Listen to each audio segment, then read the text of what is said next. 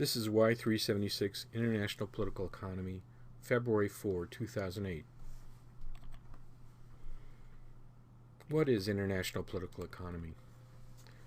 According to Oatley, it is the political battle between winners and losers from global economic exchange. Oatley provides an example of the U.S. debate over steel tariffs. Who benefits and loses in the short term from higher U.S. steel tariffs? Losers include exporters of steel to the United States, importers and other consumers of steel because of the higher prices that are passed along to consumers. Consumers include auto manufacturers and the construction industry who use steel intensively. The winners are the U.S. producers of steel who no longer have to compete with foreign producers, the steel workers who work for those U.S. producers, and the communities where that steel is produced. In the long term, however, U.S. steel firms may be hurt by the fact that they're protected behind high tariff barriers and feel less pressure to be internationally competitive. U.S. firms that use steel may be tempted to move their operations overseas in order to be able to purchase steel elsewhere at international prices. Foreign firms that have access to lower-priced steel abroad may become more competitive than domestic firms.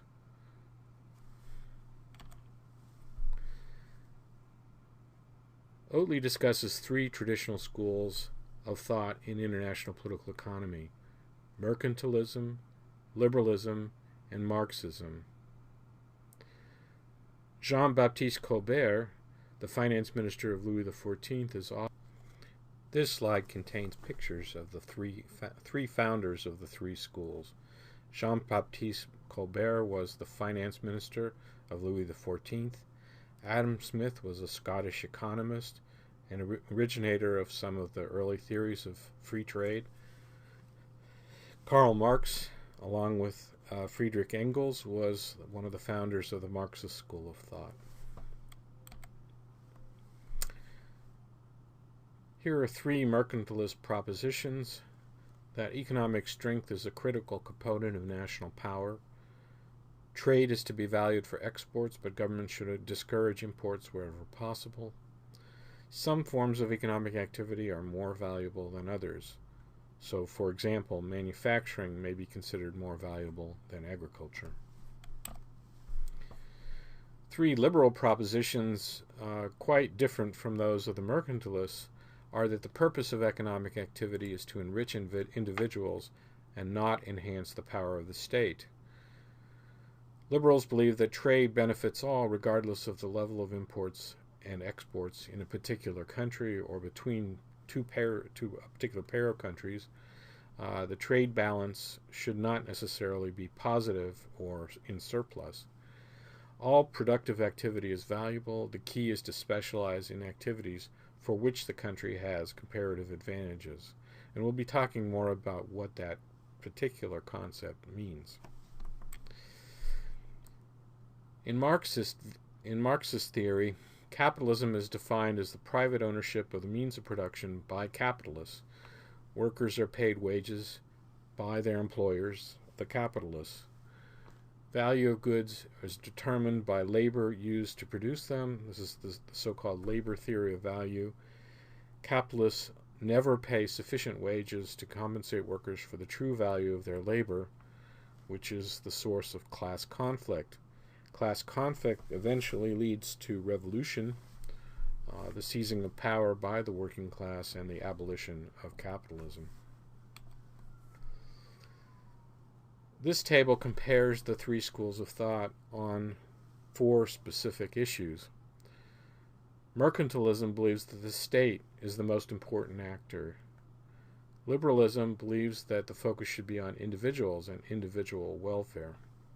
Marxism says that social classes, are the most important actors in society. In mercantilism, the role of the state is to intervene in the economy to allocate resources in order to make the power of the state and the country as high as possible. Under liberalism, the role of the state is to establish and enforce property rights and to make markets possible. Under Marxism, in a capitalist system, the state is considered to be the instrument of the capitalist class and used to sustain the capitalist system. We'll talk a little bit later about how Marxists view the state under a socialist system, but for now let's just leave it there. Under mercantilism, the international system is basically conflictual, which is why the state needs to build up as much power as possible. Under liberalism, the international system is viewed as harmonious. Openness of the world economy will lead to peace. There will be no necessity for the state to acquire power.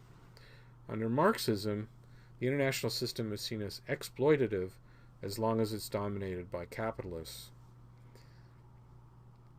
In mercantilism, the proper objectives of economic policy are to enhance the power of the state in the international system. Under liberalism, the proper objectives are to enhance aggregate social welfare. Under Marxism, the proper objectives are to promote an equitable distribution of wealth and income within society.